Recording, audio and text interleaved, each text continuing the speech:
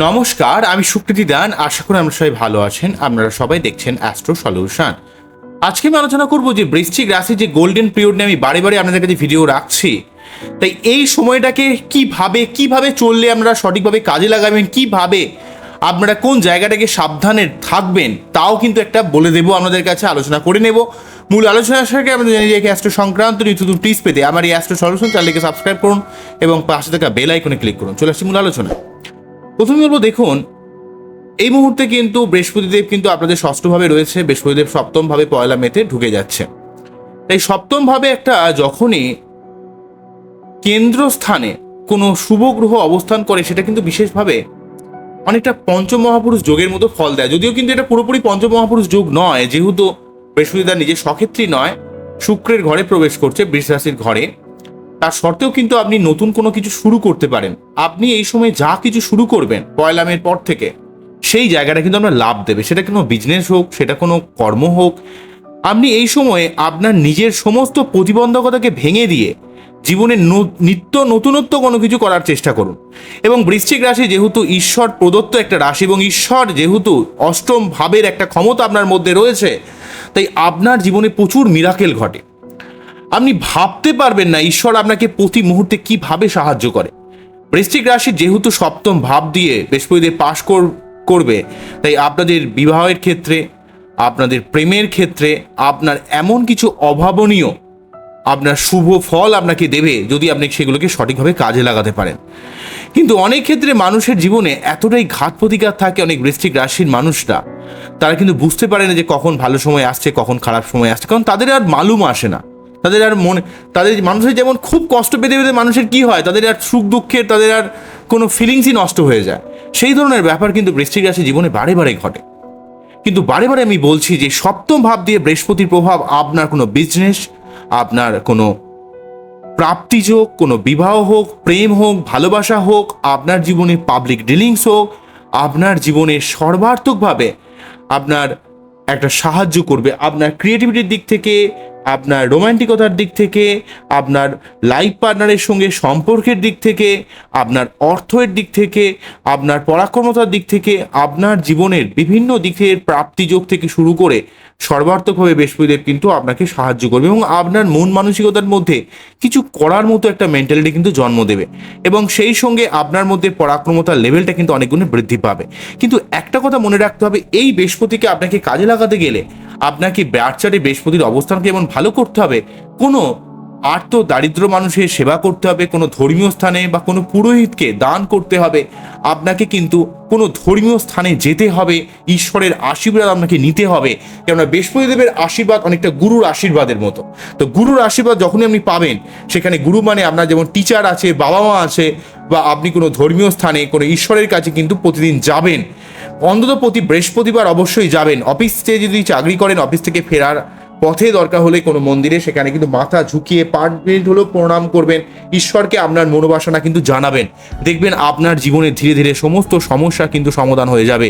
বৃশ্চিক রাশিকে বারে বারে যে প্রতিকারের কথা আমি বলে থাকি, যে হনুমান চল্লিশা পাঠ করা প্রতি মঙ্গলবার, প্রতি সোমবার শিবলিঙ্গে অভিষেক করা দুধ দই ঘি মধু চিনি দিয়ে, এবং প্রতি শনিবার, যেহেতু আপনাদের ঢাইয়ার একটা প্রভাব থাকে, যেহেতু 4th হাউসে শনি রয়েছে, তাই আপনার ক্ষেত্রে কিন্তু সর্বার্থকভাবে কিছু চাপ পড়লেও গঠনমূলক কিন্তু পরিবর্তন হতে পারে। তাই শনিকে শান্ত করতে গেলে, শনির থেকে শুভ ফল পেতে গেলে প্রতি শনিবার নিরামিষকে শনি মন্দিরে আপনাকে অবশ্যই পুজো দিতে হবে।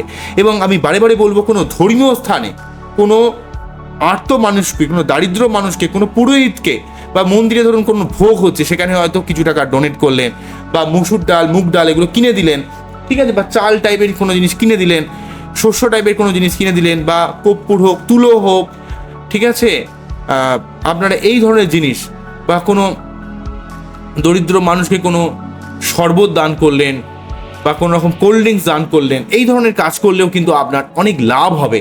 কারণ বৃহস্পতিদেব চান আপনার মধ্যে কতটা মন মানসিকতা, উদারতা রয়েছে, আপনি কতটা স্পিরিচুয়াল, কতটা আধ্যাত্মিক, আপনার মন মানসিকতা কতটা ট্রান্সপারেন্ট, আপনি কি সত্যি ভালো মানুষ। যদি আপনার মন মানসিকতা ভালো থাকে, তাহলে কিন্তু বৃহস্পতিদেব এই সময়টাকে আপনাকে সর্বার্থকভাবে একটা শুভ প্রভাব দেওয়ার চেষ্টা করবে। কিন্তু আপনাকে এই জায়গাটাকে বুঝতে হবে, কোনোভাবে রিলাক্টেন্ট হয়ে গেলে হবে না, কোনোভাবে অস্থির হয়ে গেলে কিন্তু হবে না। ফোর্থ হাউসে শনি কিন্তু আপনাকে চাপ দিলেও আপনার জীবনে কোনো বাসস্থান পরিবর্তন, আপনার জীবনে কোনো সম্পত্তি ক্রয় বিক্রয়, আপনার জীবনে কোনো কর্মপ্রাপ্তি, আপনার জীবনে কোনো গঠনমূলক পরিবর্তন, আপনার জীবনে পরিশ্রম করে যে কাজ এমনি করবেন সেই কাজে আপনাকে ডেফিনেটলিভাবে কিন্তু আপনাকে তার সাফল্য কিন্তু দেবে। অন্য দিক থেকে একটা কথা মনে রাখতে হবে, 23শে এপ্রিল থেকে জুলাইয়ের, ঠিক আছে, জুনের মেতে তো বৃহস্পতিদেব গোচর করছে 1 মেতে, তাই জুন মাসে কিন্তু 1 তারিখ পর্যন্ত কিন্তু মঙ্গল এবং রাহু কিন্তু পঞ্চমভাবে রয়েছে। মোটামুটি 23শে এপ্রিল থেকে কিন্তু জুন পর্যন্ত, এখানে 1 জুন পর্যন্ত মোটামুটি ধরুন টোটালি মে মাসটা কিন্তু চলে যাবে। ঠিক আছে, টোটাল মে মাসটা কিন্তু চলে যাবে। টোটাল মে মাসে কিন্তু এখানে 1 মেতে কিন্তু অলরেডি বৃহস্পতিদেব গোচর করে গেছে। তো টোটালিভাবে আমি যদি দেখি যে 1 জুন পর্যন্ত, মানে 1 জুন পর্যন্ত আপনাদের ক্ষেত্রে ওভারঅলভাবে মঙ্গল রাহু যোগটা কিন্তু থাকছে। এই 45 দিনের মতো এই যোগটা আপনার পঞ্চমভাবে মঙ্গল রাহু যোগ কিছুটা মাথা গরম, কিছুটা অ্যাগ্রেশন, কিছুটা রেগে যাওয়া, কিছুটা আপনার পেটের সমস্যা ক্রিয়েট করা, এই ব্যাপারটা থাকবে। এবং প্রতি মঙ্গলবার দেখবেন একটু গরম বেশি বেড়ে যাচ্ছে, যদি খুব ভালোভাবে খেয়াল করেন দেখবেন মঙ্গলবার গরম বেড়ে যাচ্ছে, রবিবারও দেখবেন কিছুটা গরম বেড়ে যাচ্ছে, কারণ অঙ্গারক যোগে একটা প্রভাব কিন্তু রয়েছে। এবং এই জন্য আপনার মধ্যে একটা রাগের ব্যাপারও তৈরি হবে, যেহেতু আপনার তো হাজার হোক সে রাশিপতি বা লগ্নপতি, তাই আপনার মধ্যে এই 45 দিন, 23শে এপ্রিল থেকে যে 45 দিন পর্যন্ত, ঠিক আছে, আপনাকে কিন্তু জুন পর্যন্ত, 1 জুন পর্যন্ত আপনাকে যে প্রভাবটা দিচ্ছে মঙ্গল রাহু যোগ, সেই ব্যাপারে আপনি একটু সাবধান থাকবেন। প্রতি মঙ্গলবার তাড়াতাড়ি আপনারা হনুমান চল্লিশা পাঠ করে নেবেন। আপনাদের বাচ্চাদের মঙ্গলে কোনো রকম সমস্যা থাকলে সেখান থেকে কিন্তু আপনারা সঠিকভাবে রেক্টিফিকেশন করবেন। কোনো রকম হঠকারিতায় পা দেবেন না, মাথা গরম করবেন না, আগুন বা বিদ্যুতের ব্যাপারে সাবধান হবেন, সোশ্যাল মিডিয়ায় কোনো ভুলভাল পোস্ট করবেন না, যেটা কিন্তু আপনার ক্ষেত্রে কিছুটা বিপজ্জনক হতে পারে বৃশ্চিক রাশি বা লগ্নের ক্ষেত্রে। তাই মঙ্গলের এই জায়গাটার জন্য প্রতি মঙ্গলবার একটু সাবধানে থাকবেন। প্রতি মঙ্গলবার আপনারা অবশ্যই হনুমান চল্লিশা 3 বার পাঠ করবেন, কোনো সমস্যা আপনাদের ক্ষেত্রে কিন্তু ক্রিয়েট করবে না। তাই ওভারঅলভাবে এই যে 1 জুন থেকে সার্বিক 1 মে থেকে, যেহেতু আপনাদের সার্বিকভাবে এখানে বৃহস্পতিদেব গোচর করে গেল, 1 মে থেকে অলরেডি চলছে, তো এই সময়টাকে বৃহস্পতির আলোকের জন্য আপনি সর্বাত্মকভাবে একটা শুভ ফল কিন্তু 1 মে থেকে বৃহস্পতিদেবের থেকে পাবেন। তাই এই সময়টাকে সার্বিকভাবে কাজে লাগান, ঠিক আছে, এই সময়গুলোকে ব্যবহার করুন, এই সময়টাকে ইউটিলাইজ করুন। এবং যদি মনে করেন যে আপনার কোনো রকম ভালো কিছু বুঝতে পারছেন না, তাহলে সঠিক কোনো অ্যাস্ট্রোলজারের ওপিনিয়ন নিন এবং আপনার বাচ্চারে বৃহস্পতি বা অন্যান্য গ্রহের সঠিকভাবে প্রতিকার করুন।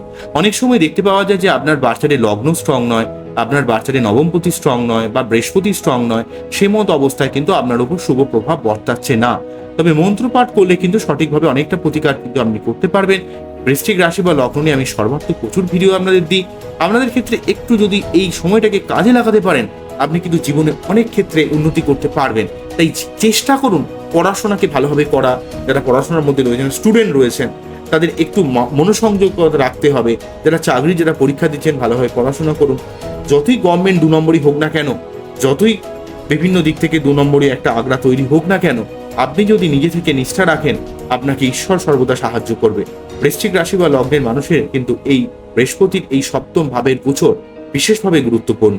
অন্যান্য রাশি বা লগ্নের ক্ষেত্রে যতটা শুভ প্রভাব থাকে, বৃহস্পতির ক্ষেত্রে এখানে কিন্তু বৃহস্পতি এখানে বৃশ্চিক রাশি যেহেতু লাইফে প্রচুর ঝড়ঝাপটা যায়, তাই এখানে কিন্তু বৃহস্পতিদেবের একটা শুভ প্রভাব বৃশ্চিক রাশির ক্ষেত্রে সর্বদা কিন্তু ব্যক্ত হয়। তাই এই সময়টাকে সঠিকভাবে কাজে লাগান বৃশ্চিক রাশি বা লগ্নের মানুষেরা। অনেক দিক থেকে আপনারা কিন্তু শুভ ফল লাভ করবেন, অনেক দিক থেকে আপনারা কিন্তু উন্নতি করতে পারবেন। বোঝা গেল কি বললাম? শুধুমাত্র রাহুর পঞ্চমভাবে থাকার জন্য এবং সেই তার সঙ্গে সঙ্গে মঙ্গল যেহেতু এখানে 23শে এপ্রিল থেকে 45 দিন মোটামুটিভাবে থাকছে জুন পর্যন্ত, 1 জুন পর্যন্ত, এই সময়কালে আপনাকে একটু সাবধান থাকতে হবে শরীরের ব্যাপারে, আগুন বা বিদ্যুৎ থেকে, হঠকারিতার ব্যাপারে, ইলেকট্রনিক্স জিনিসপত্র কেনার ব্যাপারে। ওভারঅলভাবে কিন্তু আপনারা অনেকটা শুভ প্রভাব কিন্তু পাবেন বৃহস্পতিদেবের আলোকে। তাই আপনার বাচ্চারে বৃহস্পতির প্রভাবটাকে শুভ করার জন্য আপনারা প্রতি বৃহস্পতিবার নিরামিষকে বৃহস্পতিদেবের আরাধনা করতে পারেন, অনেক কাজ পাবেন। বৃহস্পতিদেবের যে মন্ত্র পাঠ করতে পারেন, ঠিক আছে, অনেক উপকার পাবেন। ওম দেবতানাম ঋষিনাঞ্চং গুরু কনক সন্নিভং বন্দে ভূতং তিলোকেশং তং নমামি বৃহস্পতি।